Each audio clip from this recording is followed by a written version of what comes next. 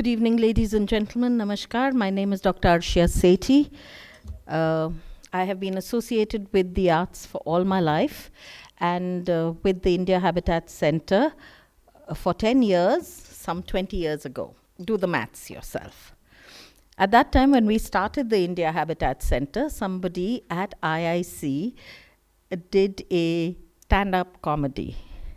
And they said, it's time to go to India Habitat Center. They have a program. And the response was, Arey, it's the India Habitat Center. There the program will start half an hour later, not half an hour before. So I don't want that myth to continue, that India Habitat Center has programs that start late. So despite the fact that we have a thinner audience than usual, I'm very happy to start the program today because I would value a rich interaction. As I look around and see the many senior dancers present here, the thinking dancers present here, I have great hope that we will have a very meaningful session. When the NEP was announced, there were many efforts made to involve the artists at different levels, and I think the inspiration to some extent was the Tagorean vision, where the arts and education would go hand in hand in developing personality, identity, and nationhood. I was fortunate to be able to write the concept paper for arts in education and arts integrated learning. For 45 days, NCRT held me almost captive as I wrote that. And every evening I would come back and read Tagore to get more ideas. What can we put in? How can we make it more interesting? 45 days later, the draft was ready, and I said, now I'm not going to be associated with it because I know what happens in institutions. They have to work within many pressures, and often those pressures are antipodal. And so what is envisioned initially never stays that way. And I'm a little vain about work that you have done yourself. I didn't want to see it being smashed and distorted and deconstructed. So I was happy to step back. I kept that idea in my mind for a very long time, and I knew that my friend, Dr. Sruti Bandopadhay, was working in Santiniketan, using these as living examples, the ideas of Tagore, of how you can keep on with it and enrich life. For 2 years, we've been trying to get Sruti here to speak on the Tagorean idea of women, dance, and education. So today is that day, and I'm afraid it coincides with many other days, like the start of the Shankar Lal.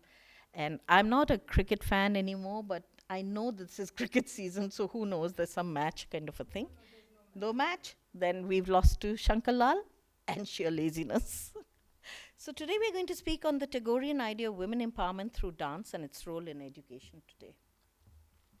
I told you that this idea has been gestating in our minds for over 2 years, and in an initial version, I had wanted this conversation to be an exclusive conversation between Professor Sruti Bandopadhay and the gold standard of knowing and practicing Tagore thought and artistry, who's none other than Dr. Reba Som, a Tagore fellow who has been working on the Tagorean music and its richness, unfolding the layers. So today, before Shruti, I'm going to ask Reba ji to please come onto the stage here, say a few words, not just in blessing and all, but to contextualize why this is such an important subject. May I request Cree volunteer Pallavi to pass on this small little gift to Cree's trustee, Rama Vaidyanathan, the nationally awarded and internationally renowned dancer. I'd like to welcome you and thank you, Rebadi, for doing us this honor. So would you like to speak now? I'll hold your thing. Okay. Good evening. Thank you so much, Dr. Arshia Sethi, for inviting me here. And it's such a delight to see Sruti Bandopadhay. And I've had a great time knowing her many years ago, where I was fascinated by not only her expertise in dance, but also her choreographic skills. And I'm so happy she's now in Santiniketan, in the Sangit Bhavan. And we all look forward to an interactive session today. And I just thought I'd share a few thoughts that came to me as I, looked at the program today. Tagore was actually fascinated by nature's cosmic balance and harmony and the cyclic pattern of seasons. He explained this balance in terms of the male and female principles that are there in nature. And in his songs, he tried to retain this balance between the lyrics and the music. And he clearly said it was like the Ardhanarishwar relationship. So clearly he saw man and woman in a complementary relationship. But he had an androgynous quality and could also hear the inner cry of a woman. And which is what, in many of his short stories and novels, we find him repeatedly, and also in his dance dramas, repeatedly sort of, zeroing in on the woman's question. Now, the entry of women as students into Visva-Bharati must have been a revolution of sorts, because in those days, in the Bhadralok Samaj, to get daughters to come to a co-educational atmosphere in Visva-Bharati must have been quite a challenge. And yet, Rabindranath was able to make it happen because there was an openness about Santiniketan in the ambience there, where he not only was able to experiment in so many other creative forms and patterns, but dance that he introduced, first as Giti Natya, which would be really celebrating the seasons, all the various seasons, to some dance. And then he evolved into Nritya Natya, where there was a more narrative content.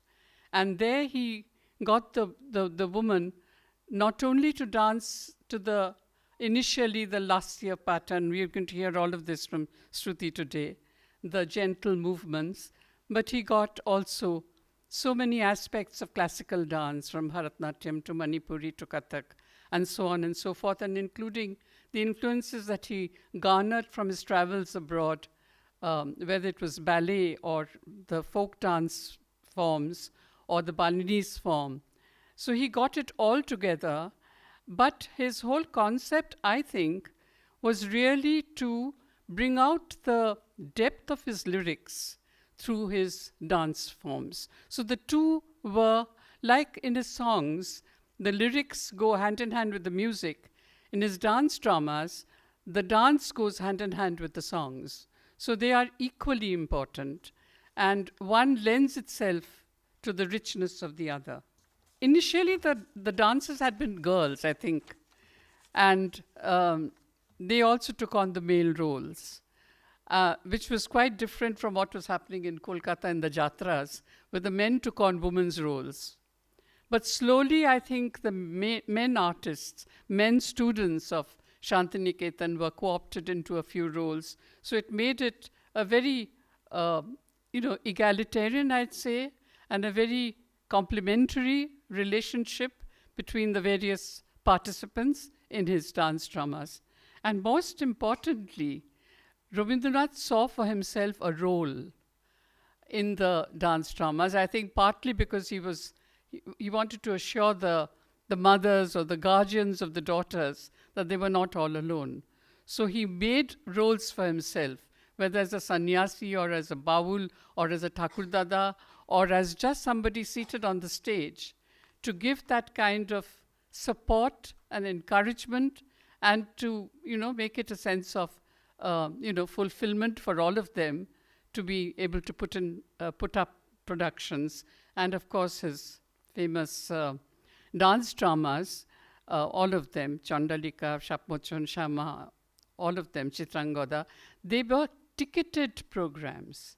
And I think this is very interesting because they were ticketed programs in Kolkata and New Empire's theatres and so on, and also in Jorashaku.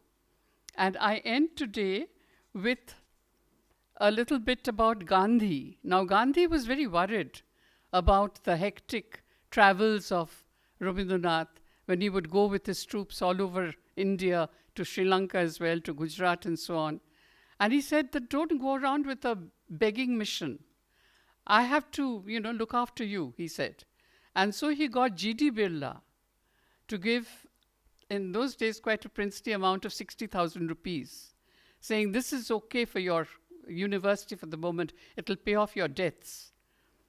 But Tagore, of course, wouldn't stop there.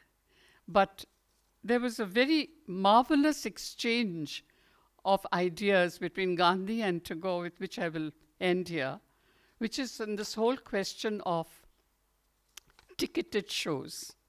Gandhi thought it was demeaning to ask for money for admission for the performances.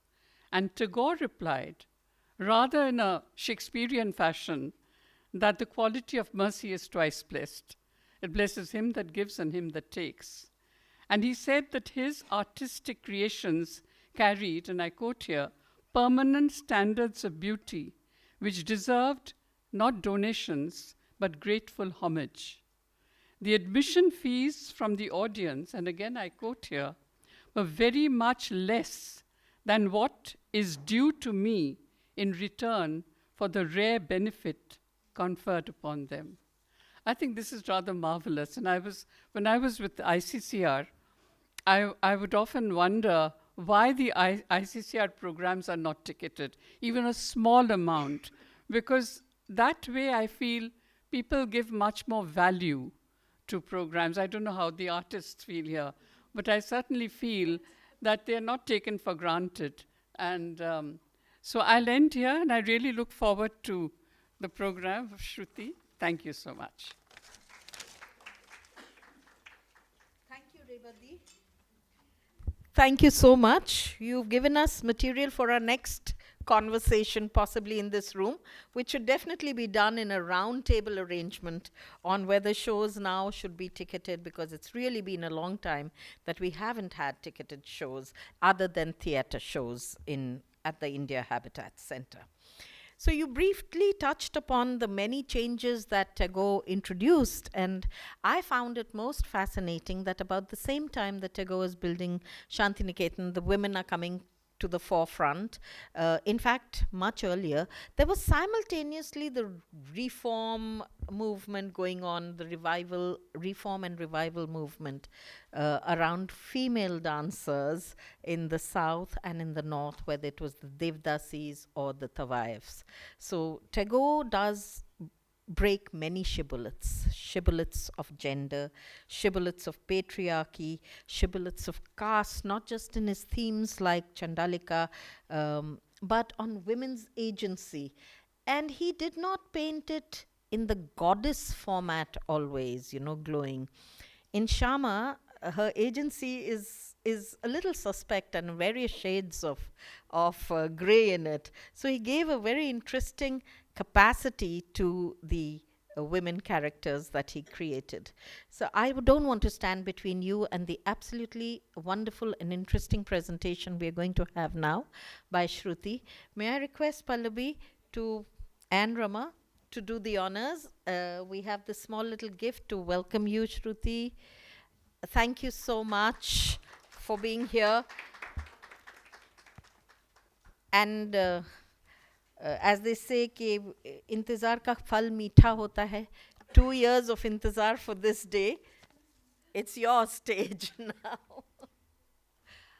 Just wanted to mention there's going to be some live demonstration. You've been seeing dancers in costume and all. They're going to be performing as well. Namaskar, and thank you, Cree Foundation, for such an excellent, wonderful opportunity to share my thoughts with you all. And it's better that I start straight away, because it is a bit, I think it is going to be a bit long lecture, in the sense that talking about Tagore cannot be bound within a fixed time. So anyway, I will try my best to actually summarize it as far as possible. And before I directly hit today's topic, I feel it is important to go briefly through the evolution of Tagore's idea of performance, particularly dance performance. I have stressed upon in his life, so that the implications thereof may be taken up and discussed in the light of women's empowerment, and that too through dance, and what impact it rendered in our education, the then time, and search for its relevance in today's education. First, if we see that Tagore's exposure to dance in childhood, I was just wondering that what was it that he was exposed to in 1878 in his letters from Europe, Probashir Potro. He talks about many dances. Those dances may be connected to the fancy ball dance, the ballroom dance, the round dance, square dance, the gallop dance, the lancer. And then, when he came back in 1880, he was working with Jyotirindranath Thakur, that is his elder brother, where he composed a song, Aaye tobe shohchori hate hate dhuri dhuri, going on a little bit of an English tune, and the dance direction was done by him. So the scholars do say that there was the influence of this round dance or maybe the square dance. Nachibi ghire ghire gahibi gan. Like that, the song went, and with that. And then in 1890, we see him again in England. He went to these gondoliers in the Savoy Theatre. It was on September 15th in 1890, where he saw the dance over there, and he felt that this was a beautiful dance, and he has written that it's like raining flowers. And there is one interesting conversation in Jibon Sruti also, that he was asked to dance with some Miss Mull or Mull, M-U-L-L, who actually probably she was doing some steps which it seemed inhuman. I mean, he has used the word amanushik, which means it's inhuman. So maybe it was the ball dance which made him so uncomfortable. And then when he comes back, he does his Balmiki Pratibha, the Giti Natya, which is the drama enacted through the songs. And he also did with the Jyotirindranath Thakur and Swarnobala Devi at that time. These, you see, and in that there were the characters of the Bono Devi, with the forest devis who were dancing, supposed to be dancing. But Indira Devi Chaudhurani, his niece, was with him, and she had written that we had just done some drill-like movements. And when there was river, we showed river, and maybe when they were talking about the stars, they pointed in the sky, showing that just the two stars. So something like that, This is one interesting photograph from Balmiki Pratibha, where you can see, look at the stage decor. It was so realistic. I mean, it's very interesting to read how they have constructed this stage. They literally, for thunder, they had rolled the dumbbells. So that the sound of the thunder would come and all that. So it was very realistic and too much, influenced by the British stage at that time. And so, and the other Giti Natya, Mayar Khela, was also almost songs and drama in that. And so we find that till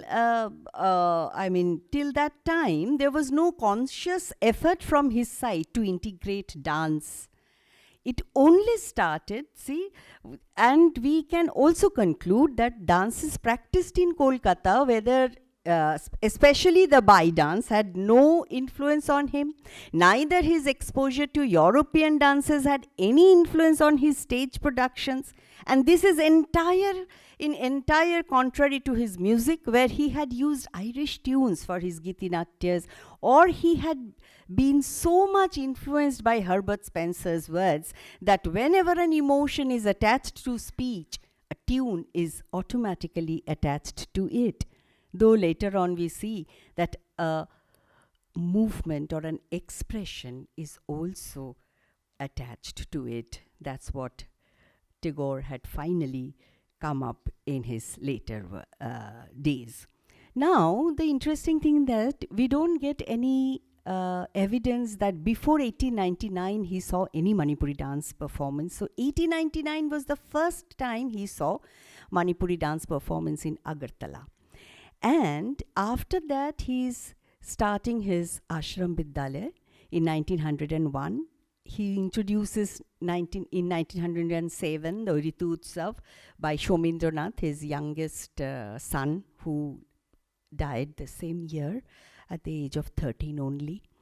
And then he writes, in 1908, he writes Sharadotsav, and in Sharadotsav, he started this celebration of nature. So the moment he shifted to Santiniketan in Bolpur, this celebration of nature started, and there, with the tunes, he started the dances. As Rebadi was saying, in these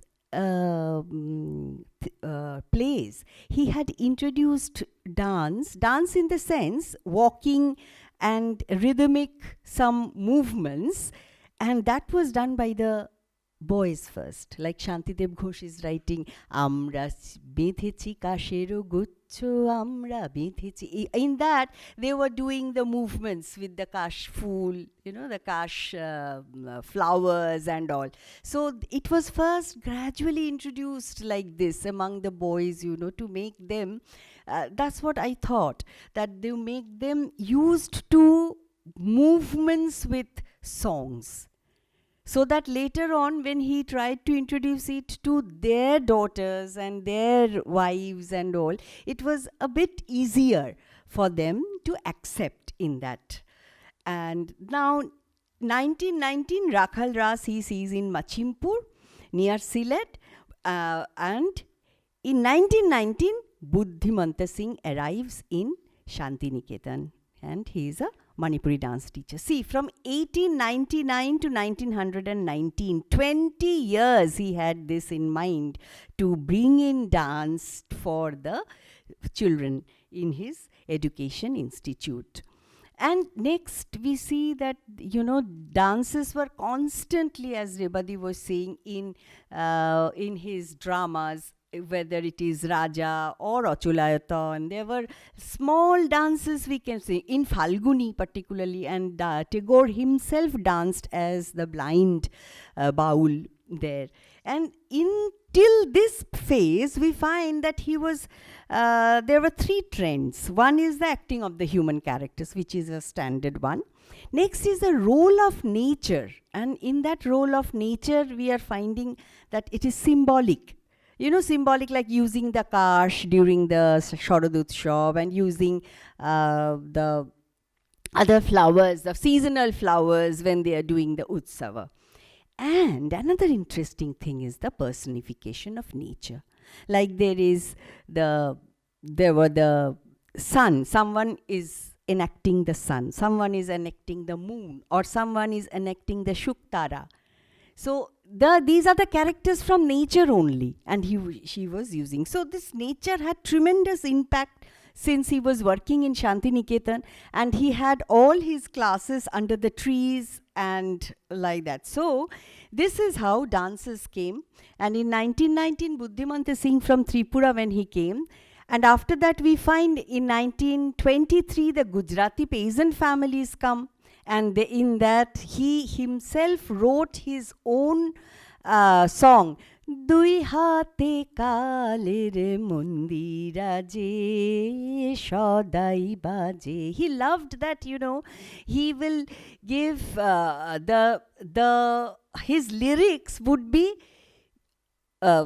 is turned with the dance, would be expressed with dance. So in everyone, like in the next one, I would, in 1924, Gorba had come. In 1925, Amartya Sen's mother, Amita Sen, she writes that they were taking Manipuri dance lessons, and Tagore came to see it. And once he came to see the Tagore said that, okay, just wait, I'll come back. And he came back with the song নূপুর বেজে যায় রিনি রিনি রিনি রিনি রিনি রিনি নূপুর বেজে যায়.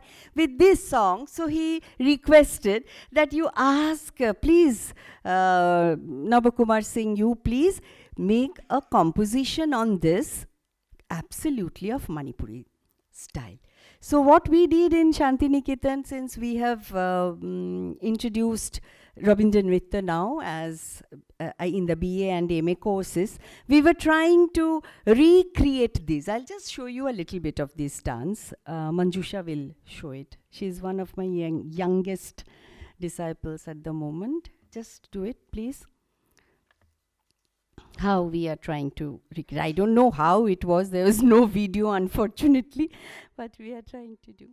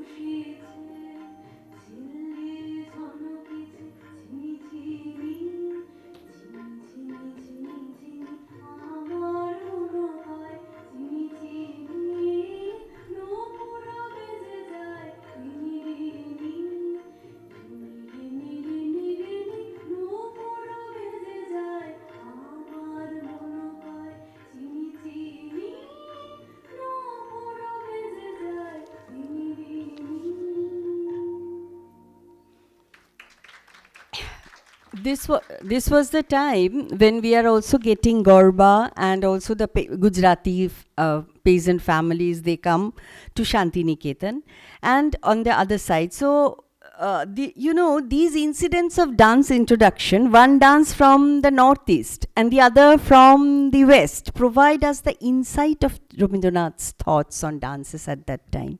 Both the societies, Manipuri and Gujarati, have dances integrated in their livelihood.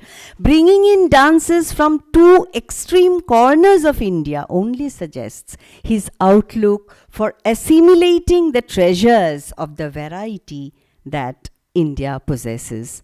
And we come to in 1926, just 100 years back, when he did his drama Notir Puja. Well, Notir Puja was Notir Puja by Rabindranath Tagore presents a powerful idea of women's empowerment through the character of Srimati, a royal court dancer who becomes a devoted follower of the Buddha. Although she belongs to a socially marginalized group, Srimati shows remarkable courage and independence. When the king forbids the worship of Buddha, she boldly defies the royal order and performs the ritual offering despite knowing that it may lead to her death. Through this act, Tagore portrays a woman who is morally strong and capable of standing against oppressive authority. Srimati's devotion gives her the strength to challenge patriarchal power and assert her own beliefs. By transforming a court dancer into a spiritual heroine, Tagore emphasizes that dignity, courage, and moral conviction are not limited by gender or social status. Thus, Notir Puja highlights how inner strength, faith, and the courage to resist injustice can empower women and make them symbols of resistance and freedom.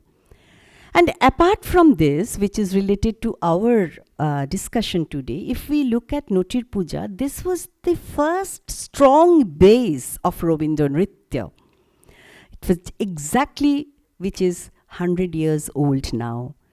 It was a cultural revolution as dance cleared the taboo associated with the word dance at that time in the society. It showed that dance gestures can evoke divine feelings and emotions among spectators. Bengali girls could enjoy learning dance. Of course, I mean the middle class girls. Girls from the Bhadro family, okay, the elegant families. Both, they were introduced to fitness through dance, and they were in this, their mental state was enhanced. And above all, the theme conveyed current issues that brought about consciousness of the society. From this, one thing becomes clear. If we come, this is the second performance that was performed on his 70th birthday. No, sorry, not 70th birthday. That is Shapmochon, I'm sorry. He did this in 1926, and then the next performance was in Kolkata, in his Jorashako Thakurbari. And there, you see, Rabindranath Tagore himself was acting in Jorashako Thakurbari. Actually, Rabindranath Tagore did not act in Notir Puja in Santiniketan. And all the roles in the drama were performed by women. However, when the play was later staged in Kolkata, Tagore introduced a new character, Upali, and chose to perform that role himself. By doing so, he firmly supported the young women acting in the production and courageously faced the social criticism that followed after this. Much like the mythological figure Shiva, who held poison in his throat as the Nilkantha. Through this act, Tagore demonstrated his commitment to women's rights, equality, and the dismantling of gender hierarchies and power imbalances.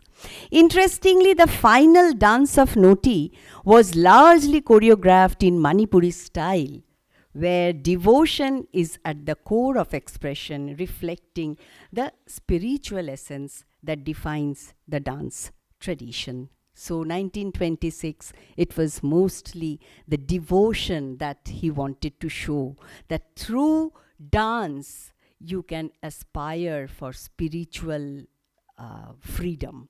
This is what. But you know, within 10 years, that is in 1936, when we come, you will see in Chitrangada, he was celebrating love through Chitrangada. He was showing what love can bring and empowering women with the right to love in their own way. We will come to that. We will see some of this Notir Puja at the end of my talk, because to relate it to today's time, I want to relate, that's why. So let's go to my next point, which is his tour. Everybody was also saying tour to Indonesia, where in 1927. And this tour had a tremendous impact on his dance idiom and construction of his performances of Indonesia. I do not have the scope today. The title does not give the scope to really elaborate on that, but it's very interesting. And there he writes this. He's writing in Bengali, but I have just translated it for you. That dance is the primary element in the festivals of Bali. Just as the coconut trees there swing in the air, so do the men and women swing in the air of dance. Each society has its own way of expressing itself. When the soul of Bengal wavered, its intrinsic expression found in Kirtana songs, and it is still not extinct. But here, whenever we want to express their feelings, whenever they want to express their feelings, they dance. This day is the people of Bali. So in this, he's writing one word that, you know, in what we call as Bai dance in Bengal. And that he is saying that it's a kind of a exact word he is using. Bai dance bole je podartho, the thing. It's a thing. It's not art to him. This is exactly what he writes from Java after he's seen.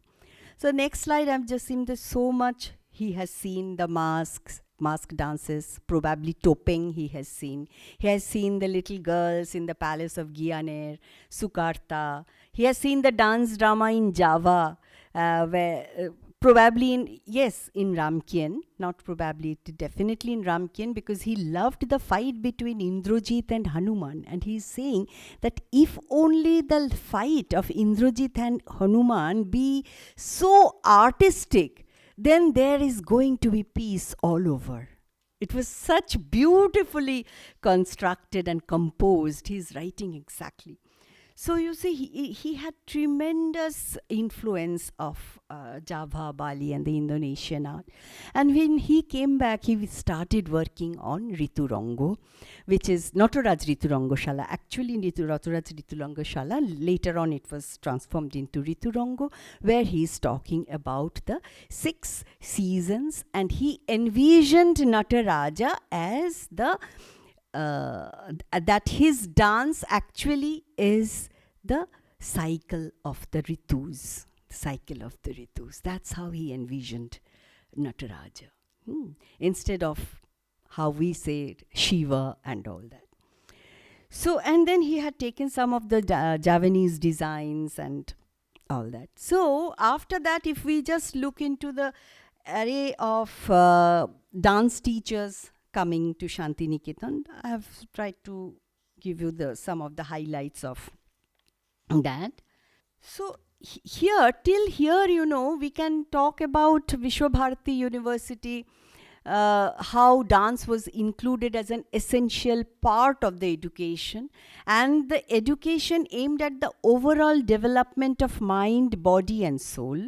And of course, learning through nature, art, music, and movement. Those were compulsory and encouraged freedom rather than rigid classroom disciplines, and promoted creativity over routine memorization. So this is how it all started. And we come to Shapmochon in 1931, his next tremendous production. And in this Shapmochon, you see, this is Nabashakti is writing this about Shapmochon. I'm not talking about this thing, that Shapmochon is truly a new creation. It is exclusive from Rabindranath's dramas that we saw previously. Firstly, the drama's communicating part is without dialogue, that is, it is conveyed through tableau.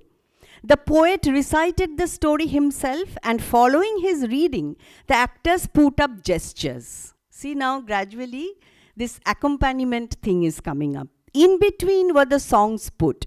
Secondly, in the entire production, from the first to the last word, a continuous dance rhythm bound the presentation. That is why the poet has called it Nritya Bhinay.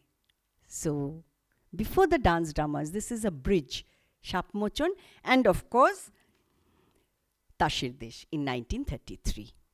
The next one, where these are the two, which were the bridging gap between the Ritu Natyas. We have seen the Giti Natyas in Calcutta, and then in Santiniketan, dramas and the Ritu Natyas, like Nataraj Riturango-shala, Boshanto, Borsha Mongol, mostly with the Ritus. And from the Ritu Natyas to the Nritya Natyas he is going. In between, we have these two very important productions, Shapmochon and Tashirdesh. And even about this, Tashirdesh, The Times of India in 1933, it writes that the mounting and costuming of this wholly delightful satire with its deep undercurrent of protest against all the stupid conventions that stifle the soul's expression show how thoroughly and boldly eclectic is Tagore in his art.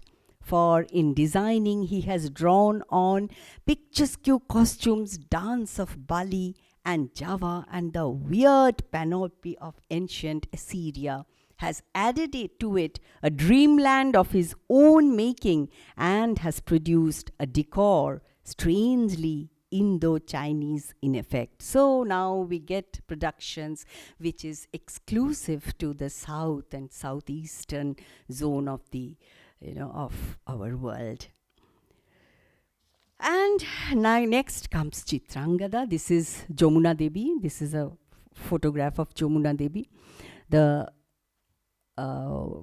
daughter of Nandalal Bose, and he wrote the three dance dramas. And Chitrangada, 1936. Chitrangada was by Rabindranath Tagore, presents a strong message of women's empowerment through the character of Princess Chitrangada. Raised as a warrior, she is brave, independent, and skilled in warfare, breaking traditional gender roles. But when she falls in love with Arjun, she was rejected by him. We all know the story. And in this, suddenly she got so angry that she wanted to transfer herself into a beautiful woman, only to realize that actually that is not what she was really looking for. So I'll just show you a small excerpt from my choreography where the first Chitrangada, the warrior Chitrangada, she goes to Madana and talks about her insult and how she says that it is so much insulting. So Shamapti will be doing the character of Madana. Please. This is after the warrior Chitrangada says that please.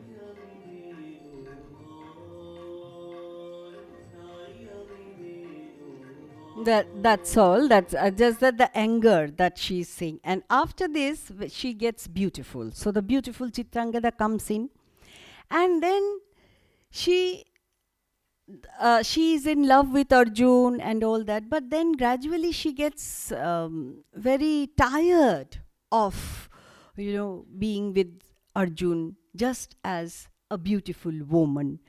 And then she again goes to Madan and asks that I am so tired. You take your var. You take it away from me. I don't like this. Please give me my life. This is how it is there. Chalo. The beautiful Chitrangada says.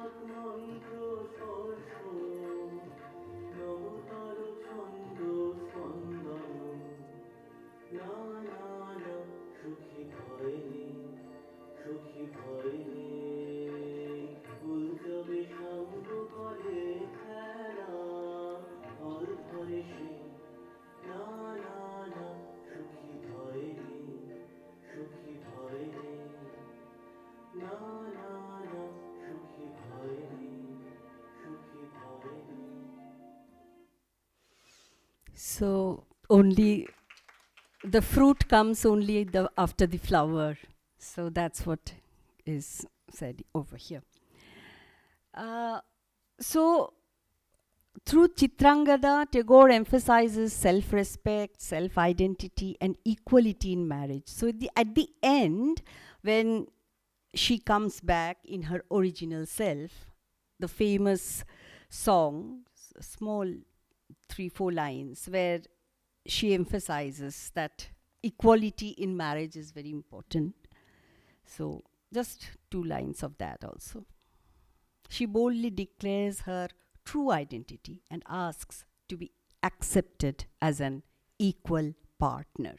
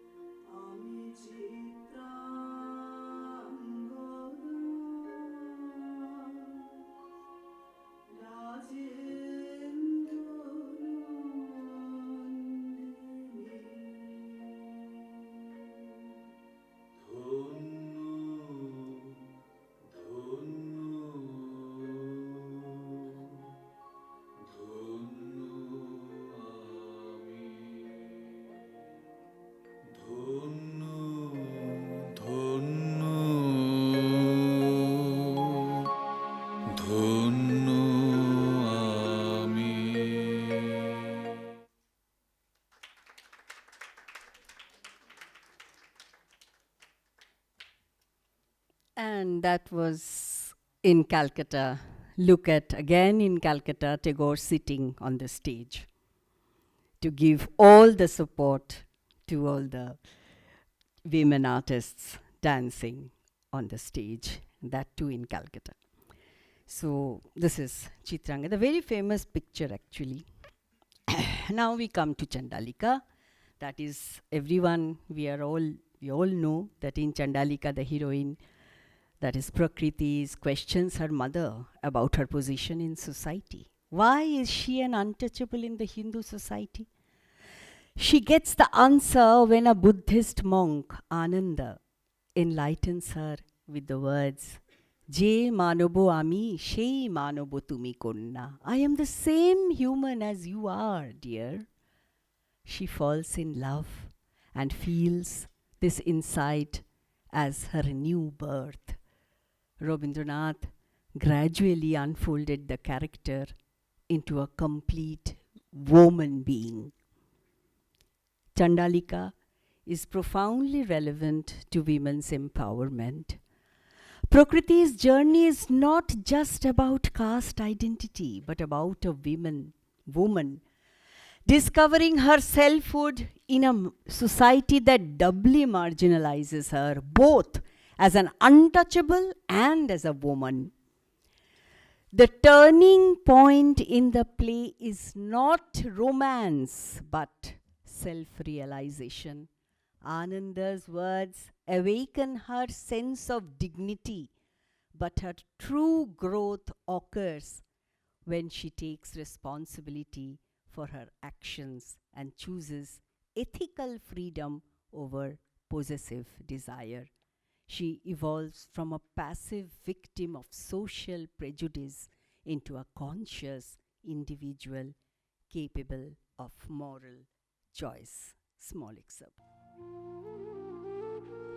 Yo sannisinno varagodhi mule marang sasedang mahating vijetva samvodhi maganchi anandang yane lokuttamatam pranamami buddha.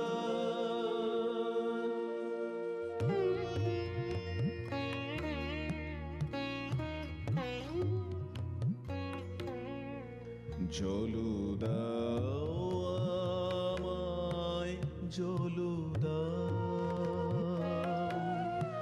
জলু দাও আমায়, জলু দাও।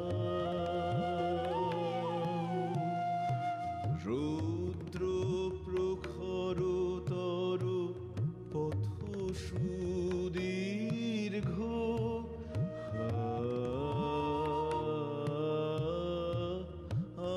আমায় জলু দাও। আমি তাপিত পিপাসিত, আমায় জলু দাও। আমি শ্রান্ত,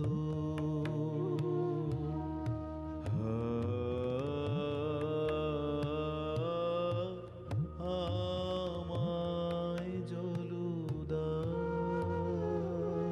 ক্ষমা করো প্রভু, ক্ষমা করো মোরে, আমি চণ্ডালের কন্যা।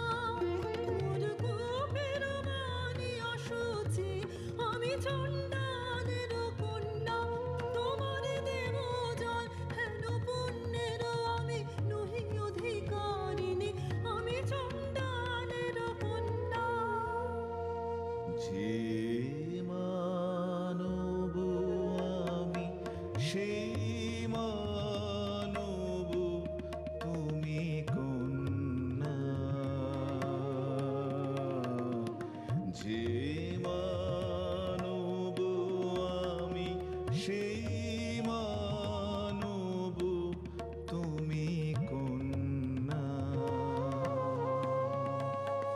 সেই বাড়ি তীর্থ বাড়ি, যাহা তৃপ্ত করে তৃষিতের,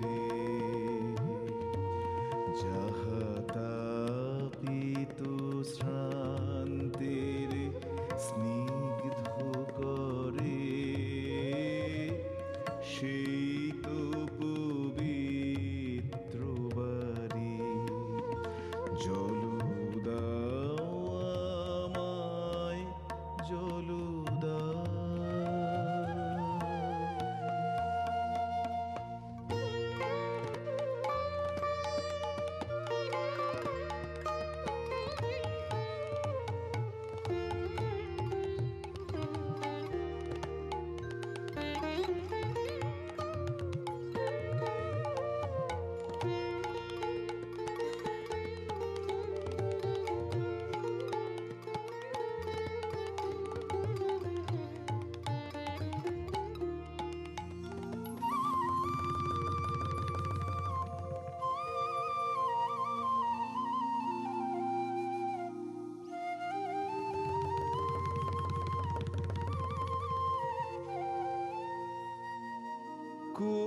কুলেনু হুক তবু কুলেনি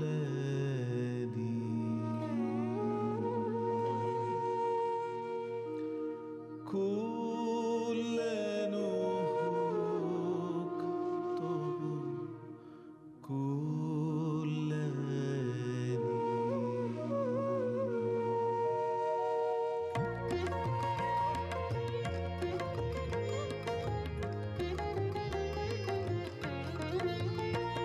এ নতুন জন্ম নতুন জন্ম নতুন জন্ম আমার এ নতুন জন্ম নতুন জন্ম নতুন জন্ম শুধু একটি গন্ধ সজল আহা নীলেন তাহার করপুটের কমল কলিকা শুধু একটি গন্ধ সজল আমার কূপ যে হলো অকুল সমুদ্র এই যে নাচে তরঙ্গ তাহার আমার জীবন জুড়ে নাচে টলমল করে আমার প্রাণ আমার জীবন জুড়ে নাচে ওগো কি আনন্দ কি আনন্দ কি পরম মুক্তি একটি গন্ধ সোজা আমার জন্ম জন্মান্তরের কালে ধুয়ে দিল শুধু একটি গন্ধ সোজা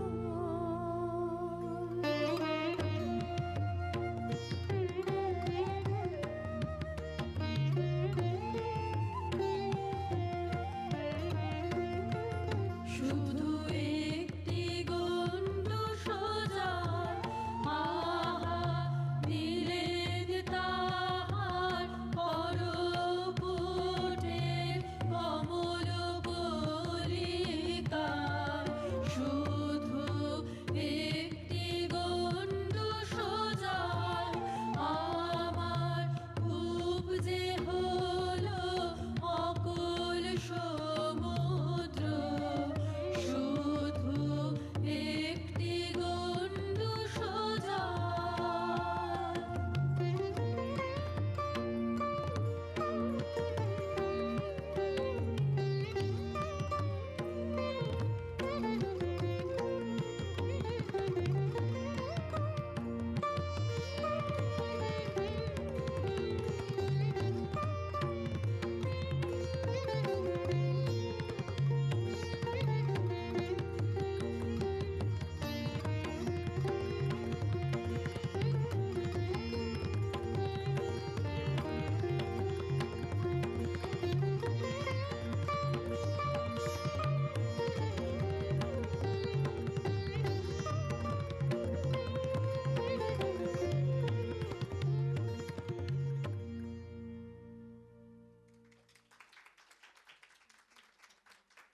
Just a handful of water has changed, has brought in all the dignity to a woman. That's how I tried to portray it. Well, the next photograph is very important because in the center is Mrinalini Sarabhai dancing as in the mother's character. So, and now we come to Shyama. Shyama, as we know, is a tragedy by him, but Tagore depicts Shyama as a strong and emotionally complex woman who takes control of her own life and choices. Shyama is a court dancer who falls in love with a foreign merchant, Bajroshen, we all know that. When he is falsely accused of theft and sentenced to death, she does not remain helpless. Instead, she actively plans to save him. She persuades Uttyo, a young admirer, to sacrifice himself in place of Bajrashen. This shows her courage, determination, and ability to act decisively in a male dominated society. Unlike traditional female characters who are passive, Shyama expresses her love openly and takes bold steps to protect it. She chooses her beloved and fights against injustice to her beloved. However, Tagore also shows the moral conflict within her. Her empowerment is not shown as perfect or ideal. It is complex and human. She is strong, yet emotionally vulnerable. We'll just show two small pieces when she insists Uttyo to go for, because Uttyo loved her so much. So that part we want to show a little bit. And Uttyo sacrifices himself for Shyama. চার প্রহরী ওরা অন্যায় অপবাদে নিরীহের প্রাণ বুঝিবে বলে কারাগারে বাঁধে। ওগো শোনো, ওগো শোনো, ওগো শোনো, আছো কি বেরোপনা, দেবে কে ওরে জলে মরিতে, অবিচারের ভাবে, অন্যায় অপবাদে। ন্যায় অন্যায় জানিনে জানিনে জানিনে শুধু তোমার জানি তোমার জানি ওগো সুন্দরী। ন্যায় অন্যায় জানিনে জানিনে জানিনে শুধু তোমার জানি তোমার জানি ওগো সুন্দরী। ন্যায় অন্যায় জানিনে জানিনে জানিনে চাও কি প্রেমের চরম আনন্দ,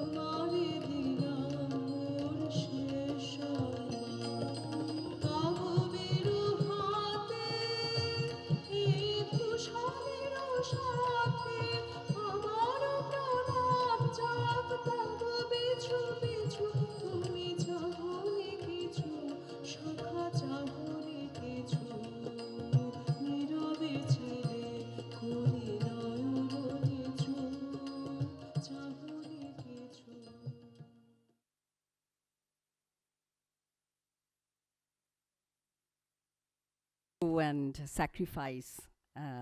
And then the story goes on. But at a point, she had to tell Bajroshen what she has done, because Bajroshen was asking that how did she free him. So then that is a small portion, and then just look at what happens when Bajroshen comes to know that actually Shama is a murderer. She has basically murdered this little boy who was in love with him, just taken advantage of his emotions. কি করিয়া সাধিলে অসাধ্য ব্রত কহ বিবরিয়া কি করিয়া জানি যদি প্রিয়ে সত্যি এই জীবন দিয়ে এই মোর পর কি করিয়া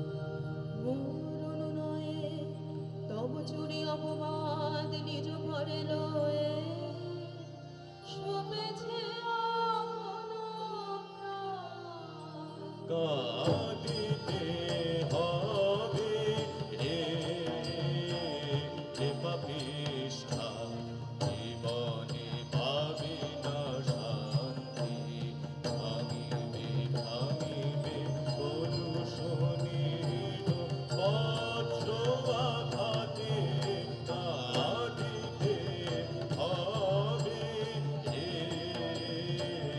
রে পাপিষ্ঠা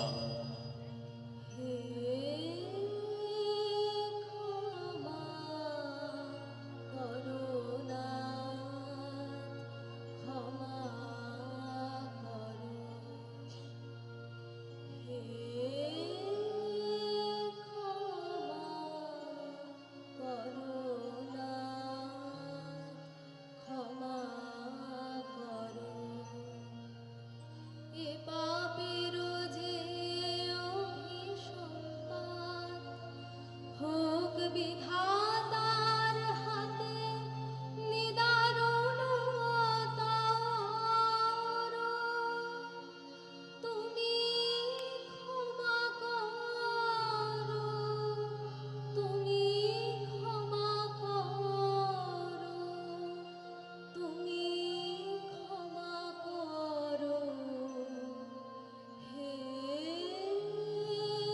ক্ষমা করুণাথ ক্ষমা করো এই জনমের লাগি তোর পাপ মূল্যে কেনা মহাপাপ ভাগি এ জীবন করিনি ভিক্ষুক কলঙ্কিনী ধিক নিঃশ্বাস মোর তোর কাছে ঋণী কলঙ্কিনী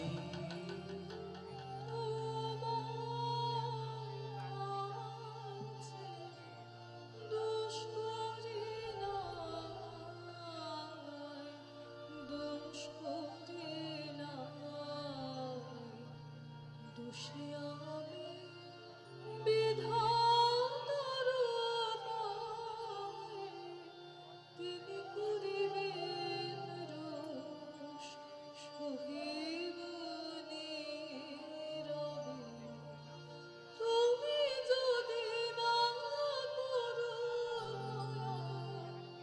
সবে না সবে না সবে না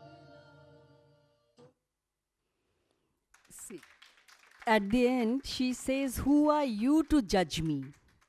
Whatever I have done, Bidhata will judge me. Why are you judging me?" We should see, this is how it's coming. It's so interesting, the dialogue, right? So, through Shyama, Tagore presents a woman who is independent, passionate, and capable of making her own decisions. The play highlights themes of female agency, emotional strength, and a woman's right to love and act according to her will. So the dance dramas were his last experiments on stage, and these gave a separate dimension to the theatres that he produced all through his life. As discussed earlier, before coming to the dance dramas, he often blended dance in his dramas also. But these three dramas had dance as the primary element, and hence the dramas took a new turn in their expression, the expression of the universal language deeply rooted in the essence of the writing of the stories. So if we see that, he was dealing with so much of a contemporary themes like the communal riots in Notir Puja, equality of rights in Shishutitto, value of inner beauty and humanity in Shapmochon, like that he has been doing. So here that woman empowerment through dance is coming naturally. As you can see, it is,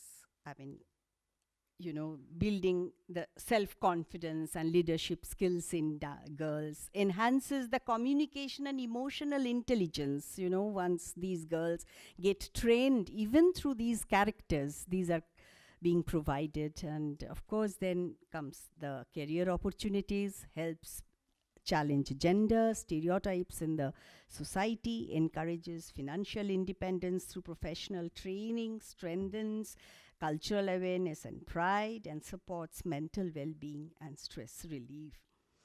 And today, as we all know, that dance education promotes inclusive and gender-sensitive classrooms, encourages experiential and creative learning methods. We are all trying to do this in Visva-Bharati. Through his work, explaining in many other ways, each and every character.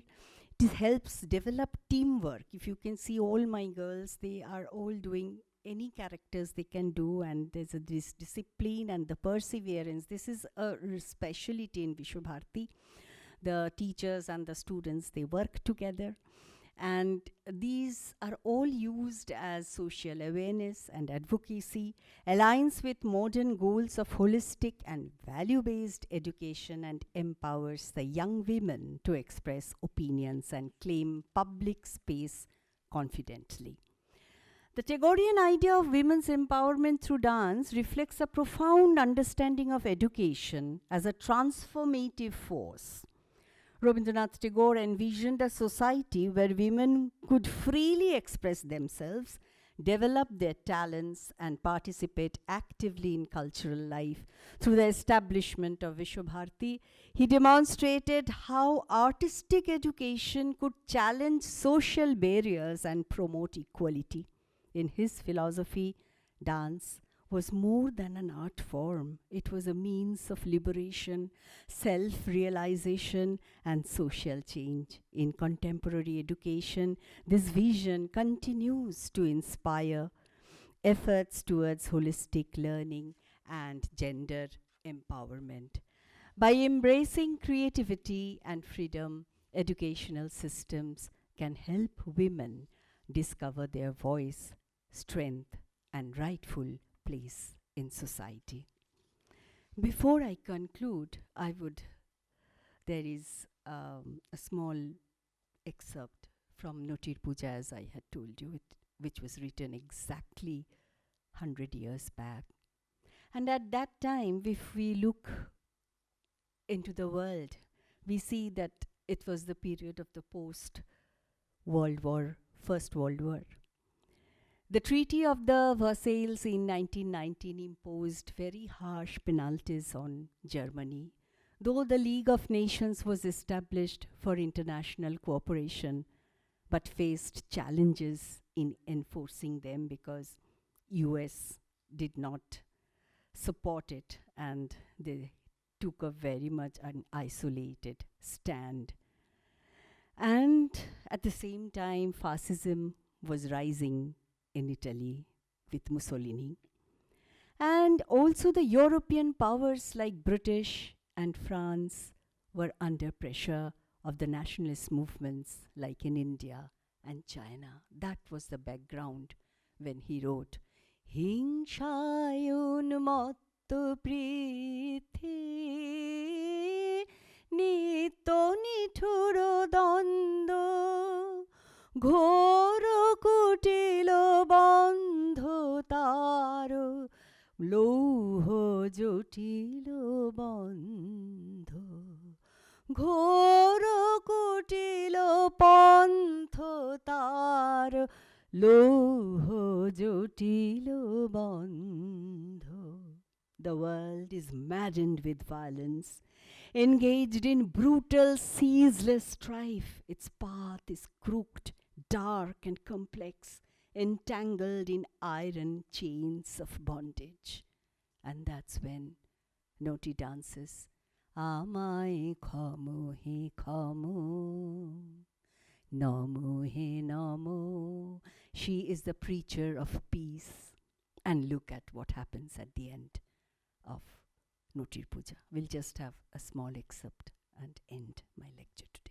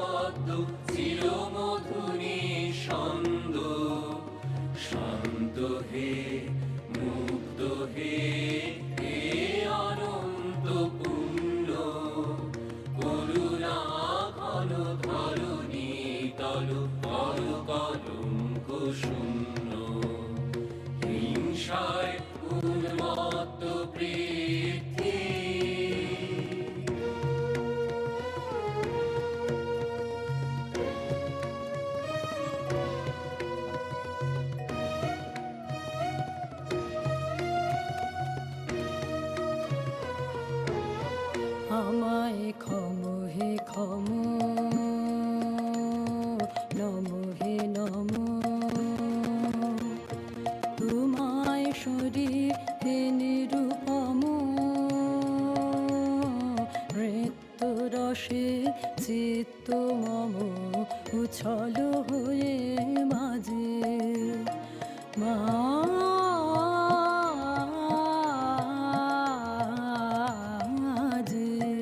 আমায় ক্ষমো হে ক্ষমো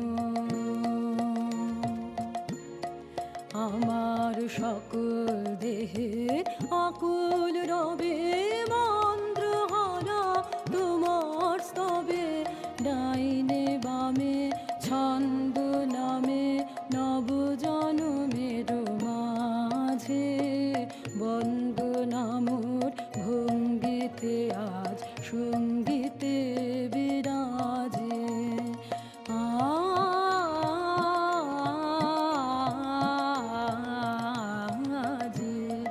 আমায় ক্ষমো হে ক্ষমো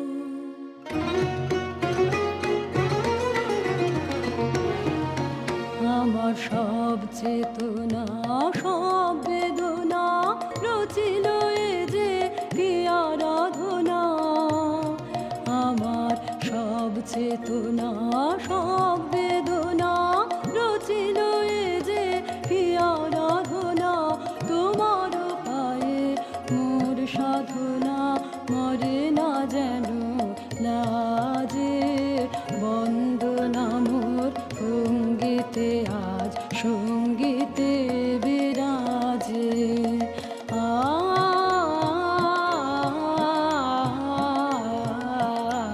আজে আমায় ক্ষম হে ক্ষম নম হে নম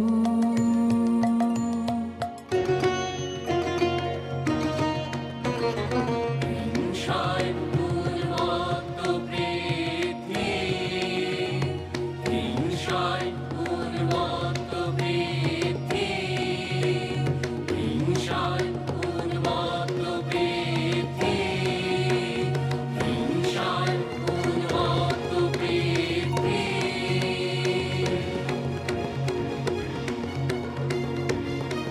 আমায় ক্ষম হে ক্ষম নম হে নম তোমায় শরীর হে নিরূপম মৃত্যুরসে চিত্ত মম উছল হয়ে বাজে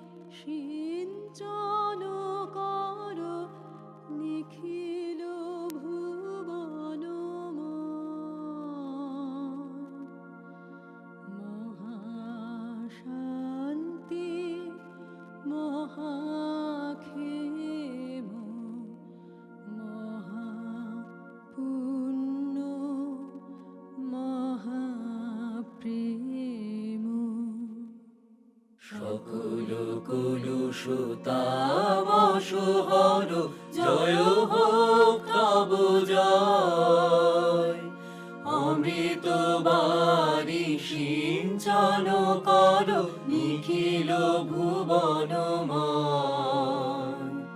মহাশান্তি মহাক্ষেম মহাপুণ্য মহাপ্রেম জ্ঞান সূর্য উদয় ভাতি ধ্বংস করুক তিমির রাতি জ্ঞান সূর্য উদয় ভাতি ধ্বংস করুক তিমির রাতি সহদু স্বপ্ন ঘাতি অপগত করো ভয় জয় হোক তব জয় মহাশান্তি মহাক্ষেম মহাপুণ্য মহাপ্রেম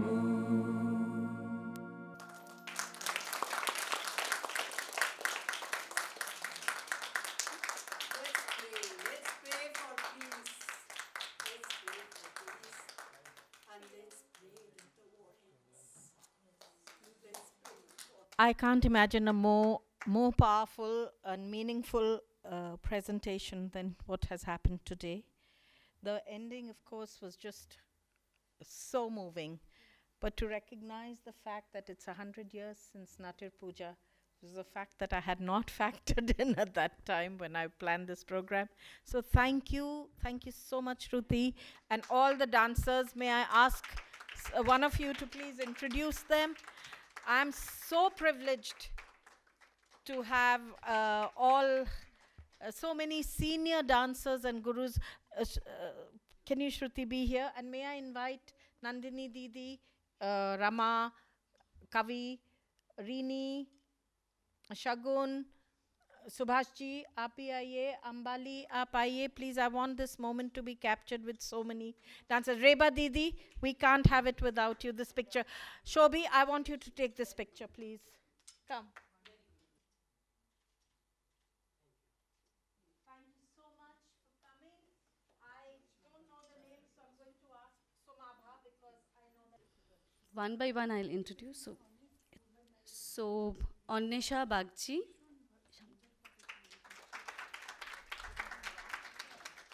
Shreya Mahata. Annesha is from the first batch of Rabindra Nitya. Yes, of course.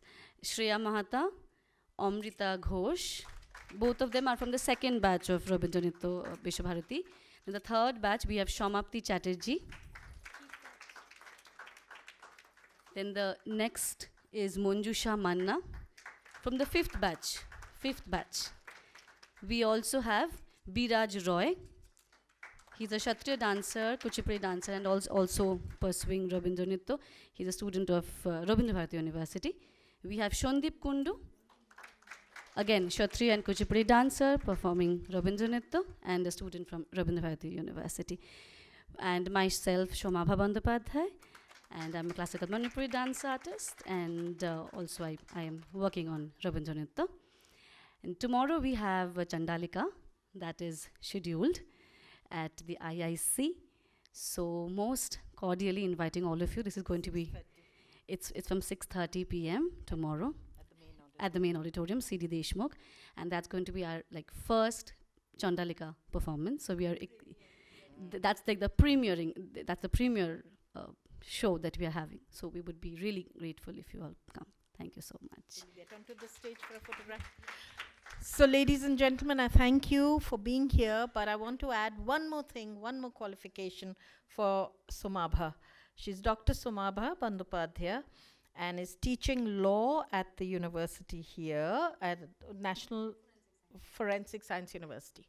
But she is the third pillar in the arts and the law work that we are doing, where I'm pillar 1, Paramita is pillar 2, and she is our youngest. She's going to be carrying it further for another 50 years. On behalf of Cree Foundation, for all the artists, I'm going to give it to her. Okay, thank you. Magical. So the moment I had told her 2 years back that, this is what, can we do something? She instantly said yes. But due to some absolute unforeseen conditions in our lives, we came to Delhi, we performed Chitrangada, but we couldn't have what we had today. And so that's why this is very special. This is very, very special for all of us. For mom, it's very special. For dad, it's special. It's very special for me. And truly speaking, on behalf of everyone, thank you so much, Asha Auntie, for really, just being there whenever we as Sruti Performing Troupe have always approached you. So thank you so much. thank you so much for being with us today. Your presence makes all the difference for us and makes every effort meaningful. I think she's proved very eloquently that much of the dreaming of peace lies in the hands of all of you. Thank you.